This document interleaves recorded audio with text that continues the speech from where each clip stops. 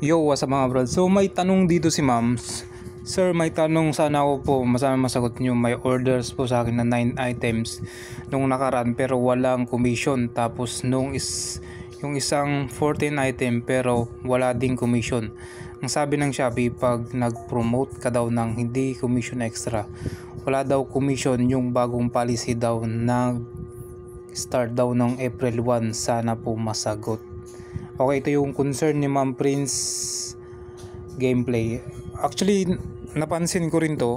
Bumaba yung commission ko nung pagpasok nga ng April 1. Dati yung mga 5% naging 1. Okay? So imbes na 50 pesos naging 10 pesos yung naging commission ko. Meron yung iba talagang walang commission na akong nare-receive, may benta. Hindi ko naman na mahanap yung item na yun. Gusto ko sanang di na i-promote. Kaso marami na tayong marami na tayong nagawang video. So pupunta tayo sa Shopee natin. Parang ito mga brad, itong swimming pool na to, na may benta ako, ilang beses na ako nakabenta dito, pero wala man lang ako nakuha ang commission, zero. So di ko na to matanggal dahil tabunan na to eh. Ito yung item 2,940, pero pag clinic mo yan, wala makukuhang kitang commission dyan kahit na anong pindutin mo, wala talaga, tinanggal na ng ibang mga seller yung commission. Ito yung bagong update. Well, wala tayong magagawa dyan, kaya ang gawin pa rin natin is mag-promote pa rin tayo ng Shopee affiliate. Sayang naman. So malay nyo tataas pa yan. Baka ngayon lang, unti-unti lang yan. So dito tayo sa ating Shopee account. Ipapakita ko yung mga ibang commission ko na bumaba. Okay, sayang naman na promote na natin. Mag-ingat kayo sa mga pinopromote nyo mga brad. Ayun, benta natin kahapon. Sales kahapon pero ang baba, 969 lang compare sa dati na talagang mawagot ng mataas. Ito yung mga benta natin yan kahapon. Mapapansin nyo sobrang baba, 14 pesos. Yung mga item na yan nasa 500 plus. Meron pang piso grabe naman yan, napakaburaot. Pero wala tayong magagawa talaga dyan, kundi i-promote pa rin yung product nila yan kasi sa nila yan tayo lang nagpo-promote.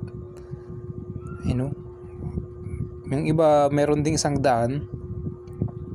pero yung matataas kasi na commission, madalang lang kasi mabenta yan mga yan. Piliin nyo na lang yung medyo okay na ibenta. Sa akin yung pinipili ko na lang kahit mga 20 pesos, tapos hindi ganun kataas yung price. Parang itong armor guard na to pending. Check natin. Ang late ng commission ko dito 993 pala siya sa pagbili. Ayun ang commission ko, 10 pesos. Oh my god, 1%. Grabing binabawa ng Shopee sa atin. Wala dahil trip nila yan Ito, meron din naman matataas na sakto lang. Dapat ang binababa nila yung mababa din yung price. Parang ito baba ng benta natin dito. Hindi mo lang umabot ng 20. Okay na yan, okay lang. Tiyagaan pa rin natin. Ito, parang itong muffler na to, maraming bumabang item na pati commission binaba talaga. Kasi dati yung walang commission extra yung lumalabas, ngayon meron na lahat. Meron din yung wala. Kaya piliin nyo yung mga pinopromote nyo mga brad, basahin nyo mabuti para hindi sayang magpo-promote. Kahit 1,000 pa yung promote nyo, kung walang commission extra, nako, sayang ang pinaghirapan mo boy. Kaya piliin nyo mabuti. I-click nyo muna, tapos Kung may commission extra nakasulat sa baba, makikita nyo naman yan eh. Ayun ang ganyan no. Kung karapat dapat pa siyang i-promote. Yan no, yung malaking swimming pool na yan, sayang. Malaki sana natin commission din yan. Kaso nakailang benta na ako dyan. Ano, 2, 3, 4, 5. Pero wala eh.